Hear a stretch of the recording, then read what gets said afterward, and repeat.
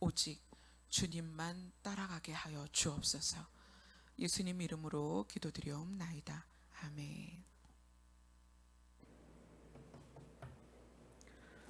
오늘 말씀은 시편 6편입니다. 시편 6편 1절로 10절까지 말씀입니다.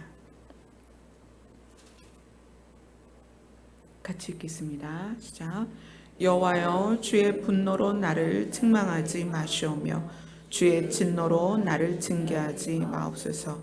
여호와여, 내가 수척하였사오니 내게 은혜를 베푸소서. 여호와여, 나의 뼈가 떨리오니 나를 고치소서. 나의 영혼도 매우 떨리나이다. 여호와여, 어느 때까지니까? 여호와여, 돌아와 나의 영혼을 건지시며 주의 사랑으로 나를 구원하소서. 사망 중에서는 주를 기억할 일이 없사오니 스올에서 주께 감사할 자가 누구리이까? 내가 탄식함으로 피곤하여 밤마다 눈물로 내 침상을 띄우며 내 요를 적시나이다.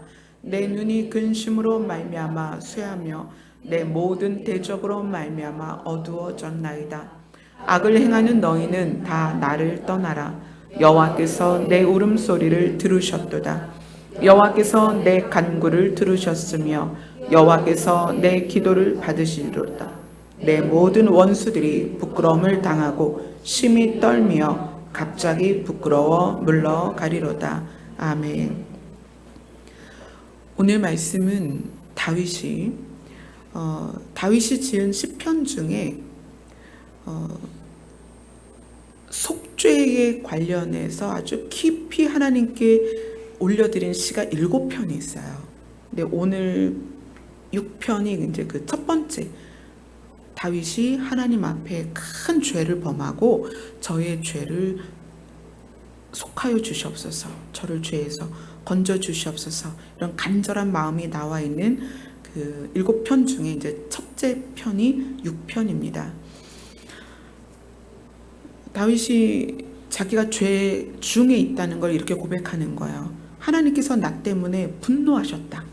그리고 나를 책망해야만 하는 상황이다. 그리고 하나님께서 화가 나셔서 나를 징계하실 수밖에 없는 상황이라는 걸 1절에 이야기하고 있는 거예요.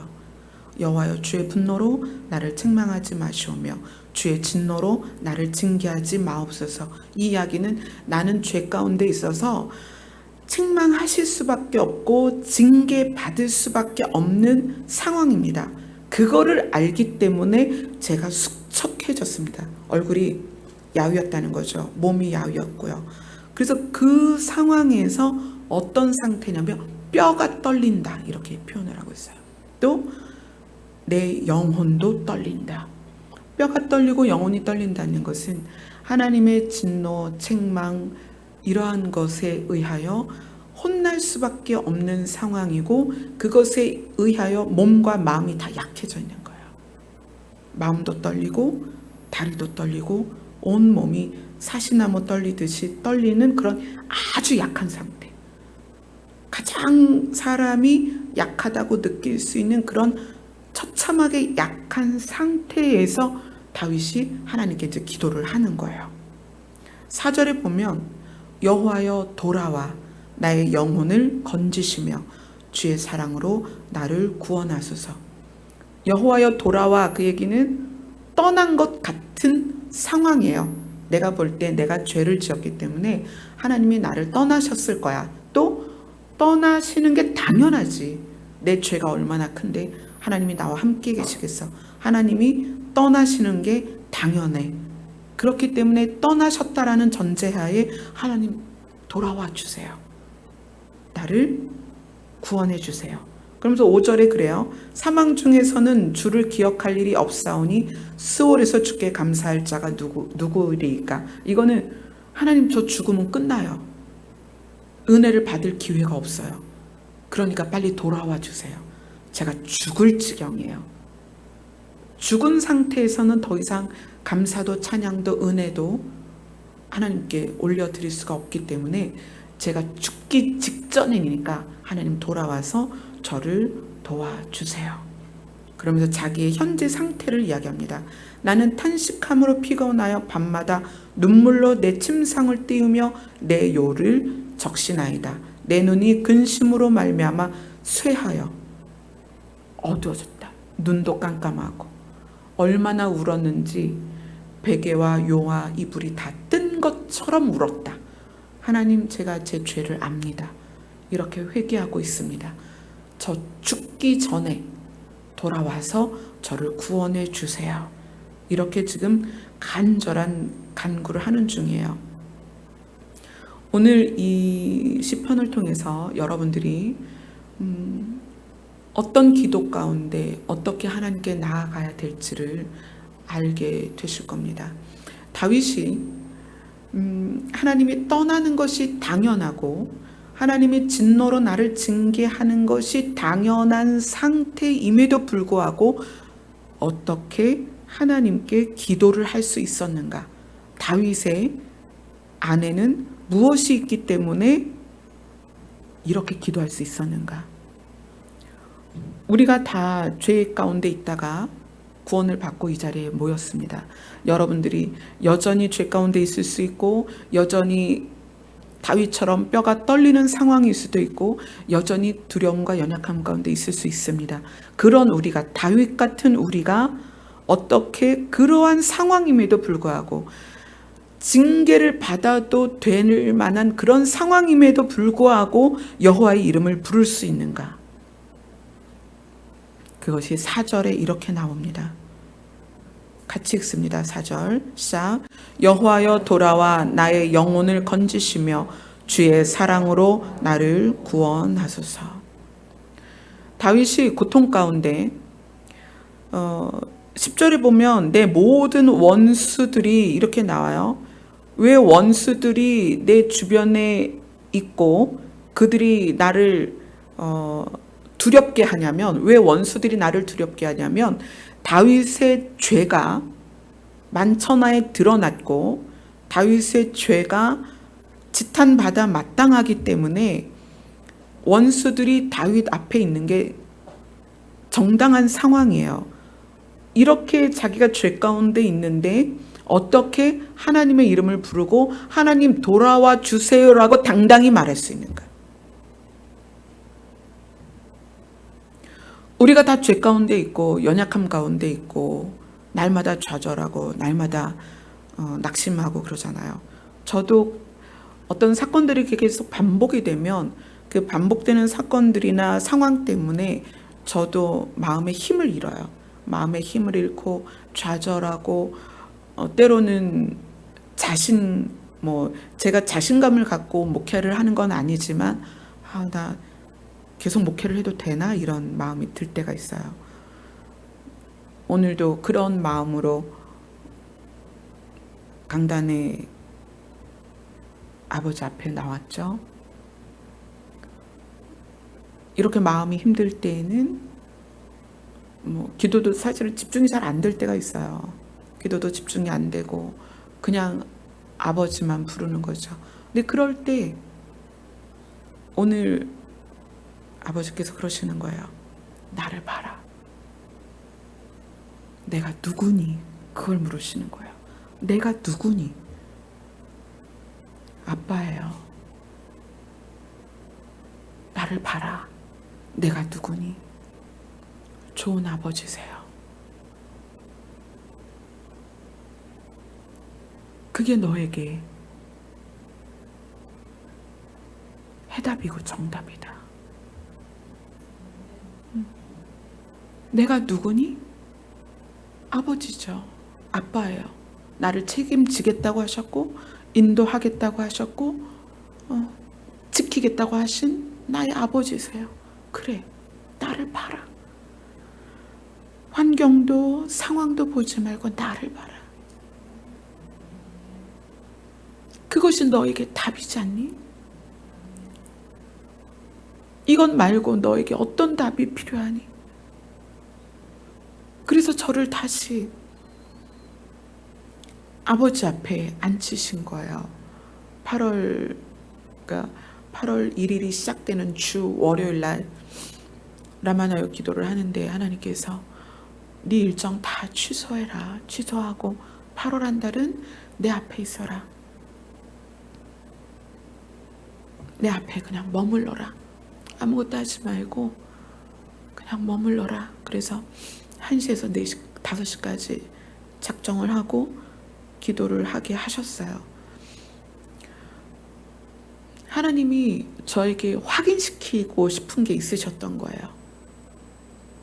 분주하고 사건과 사고들이 많고 여러 가지 문제들이 많고 들려오는 소식들이 많고, 그래서 내가 뼈가 떨리는 것 같은 두려움과 낙심 가운데 있을 때 하나님 말씀하시는 거예요. 나를 봐라. 나에게 집중해라. 내가 누구니? 내가 누구니라고 물으시는데 4년 전에 하나님께서 저에게 내가 너의 아빠가 되어줄 거다 이렇게 말씀하셨던 거랑 좀 더 의미가 다른 거예요. 그때는 내가 너의 아빠가 되어줄 거다라고 말씀하실 때에는 아무것도 할 수 없는 어린아이 같은 저를 일으켜 세우기 위해서 말씀하셨다면, 지금은 마음이 분산되고 흩어진 저를 정신 차리게 하시는 거죠. 나를 봐라. 내가 누구니? 4년 동안 얼마나 많은 일들이 있었어요. 지하교회에서부터 오신 분들은 알아요. 얼마나 많은 변화가 있었고, 얼마나 많은 인도함이 있었고, 얼마나 많은 기적들이 있었는지 다 알죠. 그래서 다리가 떨리는 것 같은 저를 딱 붙들고 말씀하시는 거예요. 나를 봐라. 내가 누구니? 아빠예요. 그걸로 너에게 해답이 되지 않겠니? 아멘. 오늘 다윗이 여호와여 돌아오세요. 나에게 돌아와 주세요. 나를 구원해 주세요라고 말할 수 있었던 근거가 뭐냐면, 다윗의 기도의 근거는 하나님이 자기를 사랑하신다는 걸 알았으니까. 그래서 하나님을 부를 수 있었던 거예요. 하나님이 책망으로 나를 징계하시고 나를 징책하셔서 이 땅에서 나를 거두어 가셔도 상관이 없을 정도로 그렇게 자기가 명백한 죄 가운데 있지만, 그 죽음 직전에 뼈가 떨리는 그 두려움 가운데에서도 그가 여호와를 부를 수 있었던 것은, 나를 떠나셨던 하나님이라도 나에게 돌아오실 수밖에 없다라고 고백할 수 있었던 근거가 뭐냐면 하나님의 사랑이라는 거예요. 하나님이 다윗을 얼마나 사랑하는지 다윗은 알았다는 거예요. 그래서 그가 당당하게 하나님께 간구할 수 있었던 거예요. 하나님 돌아와 주세요. 내가 이런 죄 가운데 있지만 하나님 나를 구원해 주세요. 여러분이 기도를 할 수 있는 근거는 뭐냐면 하나님의 성품 때문입니다. 우리가 어떤 상황에서도 무릎 꿇고 아버지의 이름을 부를 수 있는 이유는 내가 뭘 잘해서도 아니고, 내가 무엇을 이루어서도 아니고, 내가 앞으로 잘할 거라고 약속을 할 수 있는 존재가 되어서도 아니고, 어떤 이유냐면 하나님이 우리를 사랑하시기 때문이에요. 그래서 우리가 하나님을 부를 수 있는 것이고 하나님 앞에 나올 수 있는 거예요. 내가 지금 이 시간에 우리의 모습이 다윗과 같이 당장 책망에 의하여 징계를 받아도 되는 상황일지라도 우리가 여호와의 이름을 부를 수 있는 건 그분의 성품 때문입니다. 그분은 어떤 분이냐? 자기 자신을 이렇게 소개하셨어요. 나는 사랑이. 나는 사랑이다. 나는 사랑이다. 그 사랑의 속성을 고린도전서에서 쭉 말씀하시면서 나는 사랑이다. 너희가 어떤 상태에 있고 어떤 상황에 있어도 나의 이름을 부르면 뭐라고 말씀하셨어요? 구원을 얻을 것이다. 그래서 다윗이 하나님의 사랑의 성품에 근거하여서 기도를 하는 거예요. 여호와여 돌아와 주시옵소서. 주의 사랑이 나를 구원하십니다. 하나님 안에 있는 사랑이 우리가 하나님께 기도할 수 있는 근거입니다. 우리가 헌금을 하고 봉사를 하고 무슨 노력을 하고 성경을 많이 읽고 뭐 직분을 갖고 목사가 되어서 하나님의 이름을 부를 수 있는 것이 아니라 그분 자신이 나는 사랑이다라고 말씀하셨기 때문에 우리가 그 하나님의 성품의 근거에서 기도를 할 수 있다는 거예요. 나를 건져 주시옵소서. 그럴 때 하나님은 우리에게 오십니다. 오셔서 어떻게 해요? 우리를 고통 가운데에서, 문제 가운데에서 우리를 살리십니다. 고통이라는 것 때문에 우리가 이제 기도를 하게 되죠. 그것이 뭐 마음의 고통이든 육신의 고통이든 우리가 다양한 고통을 만나기 때문에 그 고통 가운데 하나님 앞에 나오는데, 하나님의 은혜는 우리에게 어떻게 부어지냐면 고통을 치우거나 고통을 해결하는 경우도 있습니다. 그러나 많은 경우 우리를 진짜 사랑하시면 고통을 넘어설 수 있는 힘을 주세요. 우리가 생각할 때에는 고통을 치워주시는 게 기도의 응답이라고 생각이 될 거예요. 그러나 우리가 부르짖을 때 하나님 내 뼈가 떨립니다. 나를 고치소서, 나를 지키소서, 나를 구원하소서 했을 때 하나님은 그 원인을 제거하거나 그 문제를 치워주시는 것도 능히 하실 수 있어요. 근데 우리를 위해서 더 어디에 중점을 두시냐면 고통을 넘어서는 걸 중점을 두세요. 왜냐하면 이 세상의 룰은 늘 고통 가운데 있고 고난 가운데 있기 때문에, 그러면 하나님이 문제를 치워주시는 쪽으로 응답하기 시작하시면 우리는 날마다 기도할 때 그럴 거예요. 하나님 이 문제도 해결해 주세요. 저 문제도 해결해 주세요. 이것도 치워주세요. 저것도 치워주세요. 그럴 거예요. 그럼 여전히 우리는 그 어떤 것도 넘어설 수 없는 존재가 돼요. 그렇기 때문에 하나님이 치워주거나 해결해 줄 수 있는 부분들에 대하여 일하시기도 하지만 많은 부분은 그렇게 일하지 않으시고 그 문제를 뛰어넘도록 도우세요. 그리고 그 문제를 뛰어넘었을 때 봤지? 내가 너를 손을 잡고 있으면 너는 이 문제를 넘어갈 수 있어. 그래서 그보다 또 다른 형태의 문제가 왔을 때 하나님께서 또 그것을 자, 여기도 한번 넘어보자. 이겨보자. 이렇게 하시는 거예요. 그리고 그 문제를 이기고 넘어섰을 때 그 다음에 또 다른 유형의 문제가 오면 우리는 이렇게 하는 거죠. 주님 손잡고 이 문제를 넘어가겠습니다. 저도 참 많은 문제들을 지나왔는데 처음에는 이렇게 집에 벽에다 써놨었어요. 색상제다. 뭐라고 썼냐면 이스라엘 백성이 홍해를 건넌 것처럼 홍해를 갈라주세요 이랬어요. 홍해를 건너려면 홍해가 갈라져야 되잖아요. 저는 그 문제 앞에서 그렇게 기도를 했어요. 그때는 찬주도 없을 때였어요. 찬미만 어렸을 때인데 그거를 옆에 벽에다가 쫙 붙여놓고, 그때는 왜 그랬냐면 보증을 잘못 서가지고 이제 두 군데다가 보증을 서드렸는데 성경에 보증 쓰지 말라 그랬잖아요. 근데 그때는 제가 철이 없어서 보증을 두 군데다 섰는데 그 두 군데가 다 그거를 안 갚고 저한테 다 그 변제 의무가 날라왔어요. 어떡해요. 그때 아파트가 대출 껴서 8,400짜리였는데 대출이 있잖아요. 5천이 대출이 있단 말이에요. 근데 제가 그분들이 안 갚은 빚을 한 분은 5천, 한 분은 2천인 거예요. 난리가 난 거죠. 어떡해요. 이건 집을 산산조각을 내도 빚을 못 갚을 상황이니까 그래서 벽에다 써서 붙였어요. 그때도 그것도 믿음이니까 벽에다 그렇게 써 붙였어요. 하나님, 이스라엘 백성 앞에 홍해를 갈라주셨으니까 저도 홍해를 갈라주셔서 육지같이 건너게 하옵소서. 멋있게 붙여놓고 맨날 기도를 했어요. 뭐 참 이런저런 힘든 과정을 지나서 그 일도 지나왔는데 지금은 안 그래요. 지금은 이렇게 기도해요. 지나가겠죠. 이 문제도 지나가겠죠. 아침마다 눈 떠서 하나님 오늘을 살게 해주세요. 오늘도 지나가겠죠.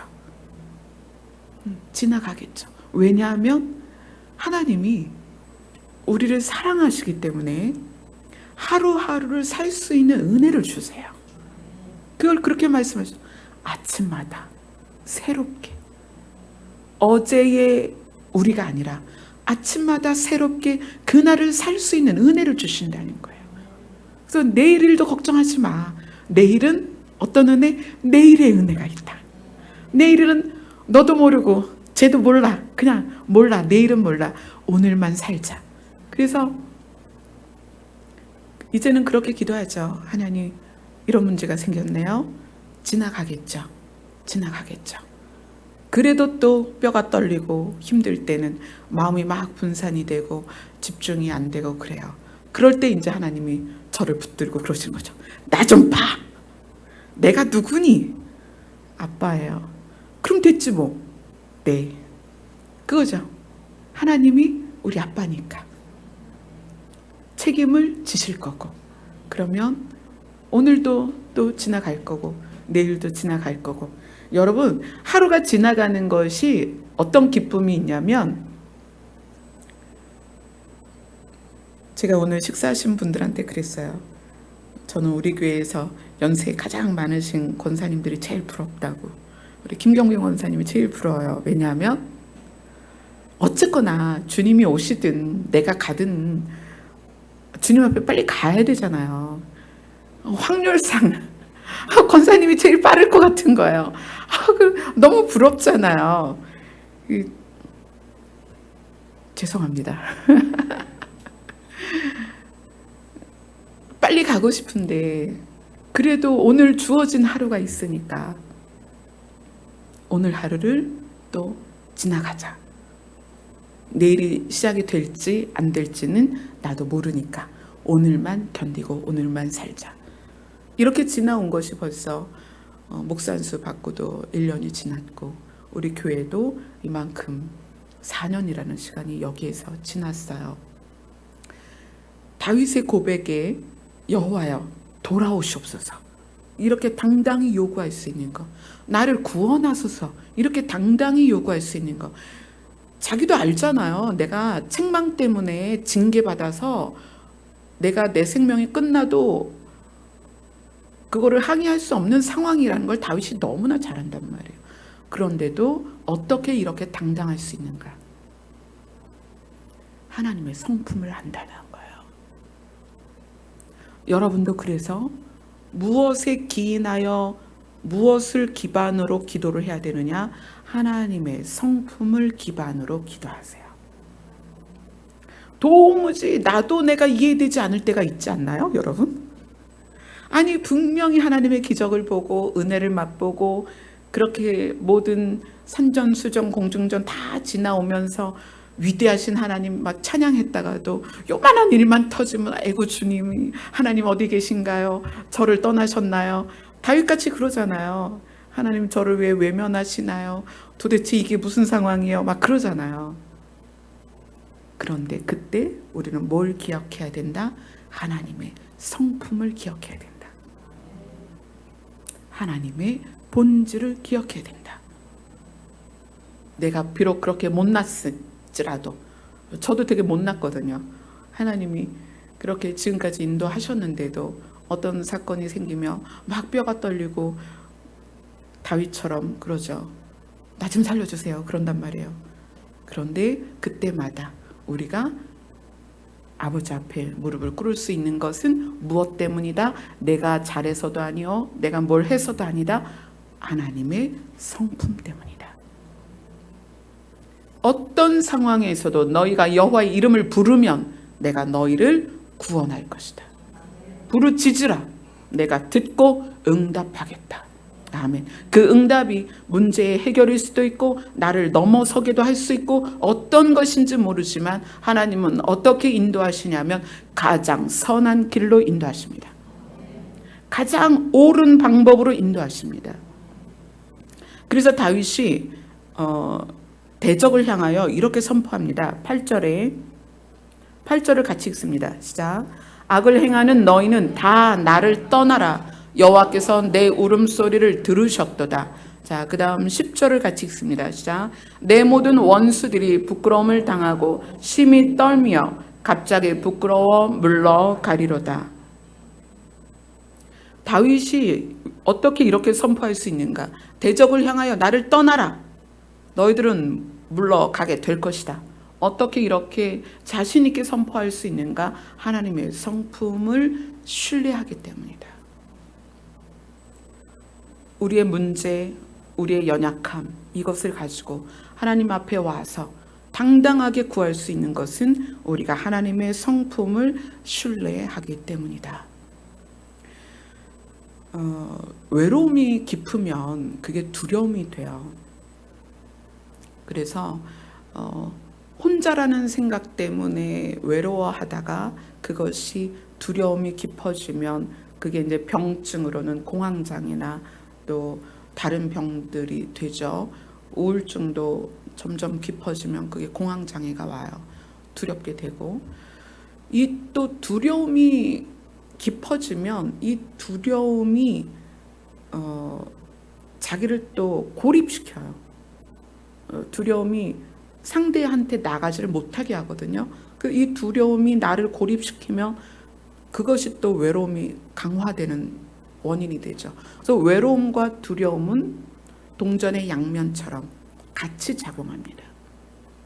그래서 어떤 트라우마로 두려움이 생겼는데 그 두려움에 떨다 보면 자기 자신을 고립시키죠. 그러면 그게 또 굉장히 외롭게 돼요. 그럼 그 외로움 때문에 그 두려움이 또 강화되죠.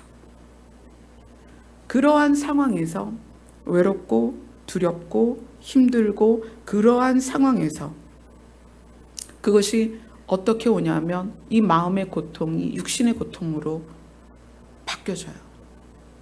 마음이 육신을 아프게 하죠. 또 때로는 육신의 고통이 또 나를 두렵게 하고 외롭게 하고 그래서 육신의 고통이 마음을 아프게 해요. 그래서 두려움과 외로움이 동전의 양면이라면 육신의 고통과 마음의 고통도 동전의 양면 같아서 이렇게 하면 육신이 아픈 사람인데 이렇게 하면 마음이 아픈 사람이에요. 이 두 가지가 항상 공존을 하죠. 그러니까 저도 육신이 많이 아팠지만 또 그걸 생각해 보면 내가 너무 많이 마음이 아팠었구나 라는 걸 발견할 때가 있어요. 또 마음이 너무 아프다 보니까 육신이 아프고 육신이 아프다 보니까 마음이 아프고 이게 늘 그렇게 같이 오더라고요. 근데 그러한 모든 것, 우리의 두려움, 외로움, 몸의 약함, 마음의 약함, 이 모든 것들을 우리가 다 가지고 어디로 와야 되느냐? 하나님의 성품을 신뢰하고 하나님 앞으로 오는 거예요. 이것이 외로움이나 두려움이나 육신의 고통이나 마음의 고통은 이 땅에서 완전히 사라질 수 없어요. 이건 평생 우리와 더불어 갑니다. 그것이 공중 권세 잡은 사단이 우리에게 주는 영향력이기 때문에 그래요. 사단의 영향력은 반드시 육신의 고통이나 마음의 고통, 외로움이나 두려움으로 드러나요. 그게 이 세상의 룰이에요. 그래서 이 룰 가운데에서 하나님이 너희들이 살 수 있는 유일한 방법은 나에게 오라는 거예요. 세상이 너희를 그렇게 고통스럽게 하기 때문에 너희는 내 안에 있어라. 예수님이 말씀하시고 너희는 내 안에 있어라. 또 내가 너희 안에 들어갈게. 우리가 하나 되어서 이 세상의 룰 안에 들어있지만 천국을 이루어 보자는 거예요. 그리고 이렇게 천국을 이룬 사람들이 결국 어디를 가는 거예요? 실제적인 천국으로 가는 거죠. 우리는 그래서 신앙생활 동안에 문제를 해결하고 질병을 고치고 막 이러려고 신앙생활을 하는 게 아니에요. 우리의 신앙생활은 공중권세 잡은 사단의 영향력 아래 있지만 이 안에서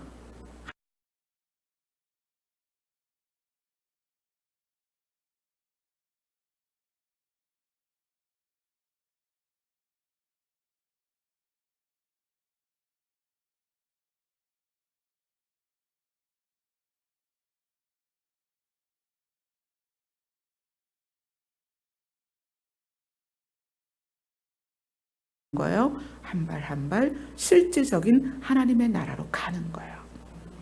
그래서 하나님의 나라를 소개할 때 그러잖아요. 고통이 없다. 눈물이 없다. 어둠이 없다. 다윗이 지금 이 기도를 하나님께 올려드릴 때 어떤 상황이에요? 고통뿐인 상황이라는 거예요. 눈물이 얼마나 많이 흘렀으면 침상을 띄웠겠냐는 거예요. 눈물과 고통뿐인 세상에서 다윗이 무엇을 신뢰했다? 하나님의 성품을 신뢰했다. 난세에 영웅이 난다 그러잖아요. 난세라는 거는 이제 어지러울 때, 이 세상이 아주 복잡하고 어지럽고 어렵고 힘들 때 영웅이 나타나는데, 그 영웅은 어떤 영웅이냐면 나를 따르라. 그러면 평화가 올 거다. 뭐 이 나라가 강해질 거다. 뭐 이러면서 어떤 민족의 지도자들이 나오기도 하고 그 시대적인 영웅들이 나오죠. 교회에는요, 사람으로의 영웅이 있으면 안 돼요. 목회자가 카리스마가 있어서 성도를 잘 인솔하고 리더하는 것이 좋아 보이지만, 그렇게 되면 뭐가 약화되냐면 하나님의 성품을 의뢰하고 신뢰하고 하나님께 나아가는 게 약화돼요.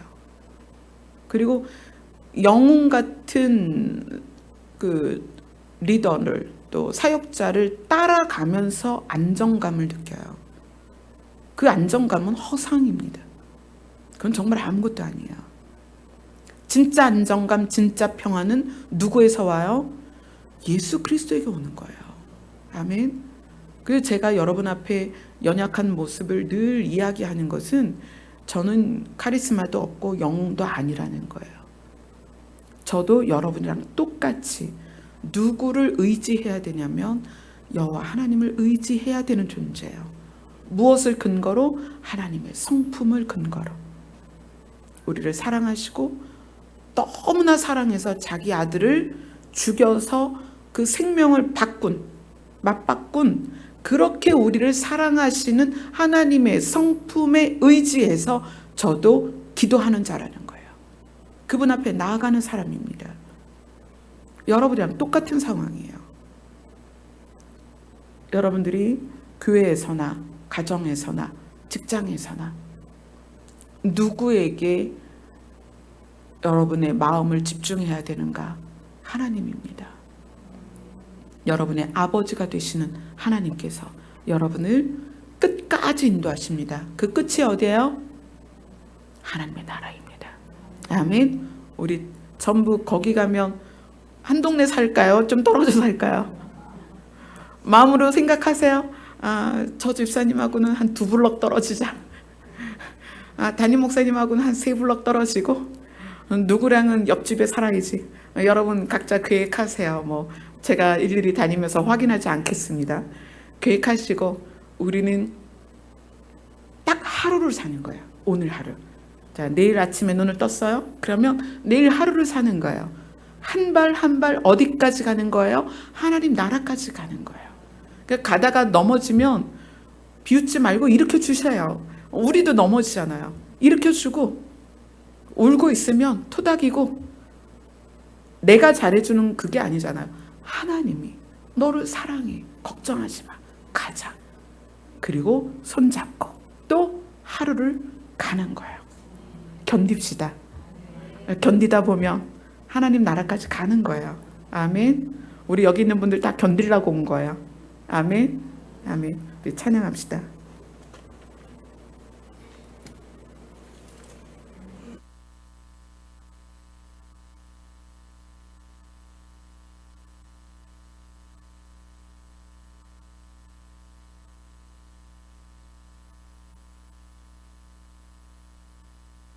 양여랑 집사님, 찬송가 제일 좋아하는 거 몇 장이세요?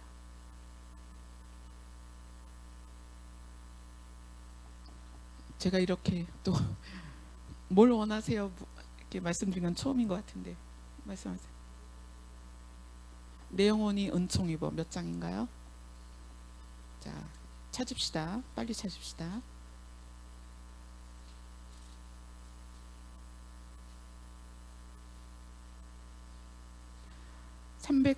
438장입니다. 찬송가 438장입니다.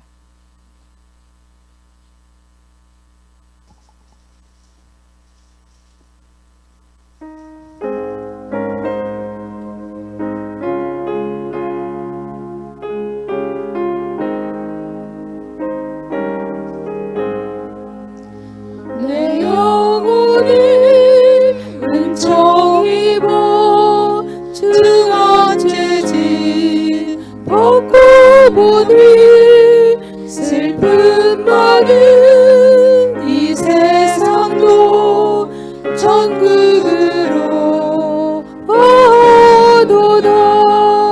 할렐루야 찬양하세. 내 모든 죄 사함받고 주 예수와 동행하니 그 어디나 하늘나라. 주의 얼굴 뵙기 전에 멀리 뵈던 하늘나라. 내 마음속에 이루어지니 날로 날로 가깝도다. 할렐루야 찬양하세. 내 모든 죄 사함받고 주 예수와 동행하니 그 어디나 하늘나라. 높은 산이 거친 들이 조망이나 궁궐이나 내 주 예수 모신 곳이 그 어디나 하늘나라. 할렐루야 찬양하세. 내 모든 죄 사함받고 주 예수와 동행하니 그 어디나 하늘나라. 아멘. 오늘 가사가 말씀하고 너무 잘 맞는 것 같아요. 자, 우리 원영숙 집사님 어머니께 무슨 찬송 좋아하시냐고 여쭤보세요.